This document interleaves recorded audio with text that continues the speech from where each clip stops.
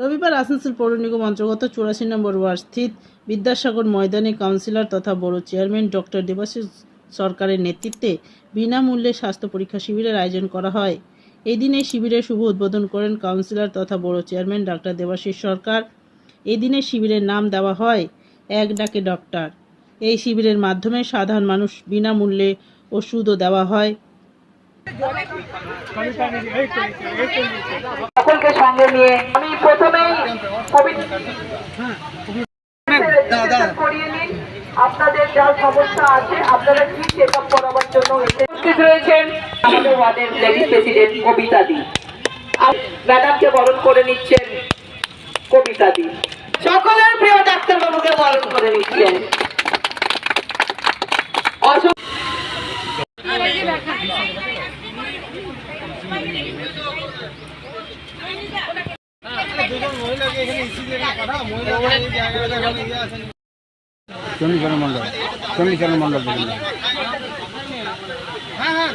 Green Asansol, clean Asansol, আপনাদের শহর আসানসোল। আগে থেকেই প্রচার চালাচ্ছি যে আমাদের দলের মাননীয় সর্বভারতীয় সাধারণ সম্পাদক, ডায়মন্ড হারবারের মাননীয় সাংসদ, লোকসভায় দলনেতা অল ইন্ডিয়া তৃণমূল কংগ্রেসের মাননীয় অভিষেক বন্দ্যোপাধ্যায় সেবাশ্রয় থেকে অনুপ্রাণিত হয়ে আমরা এখানে এক ডাকে ডাক্তার বলে একটা নিঃশুল্ক স্বাস্থ্য পরিষেবা লঞ্চ করেছি।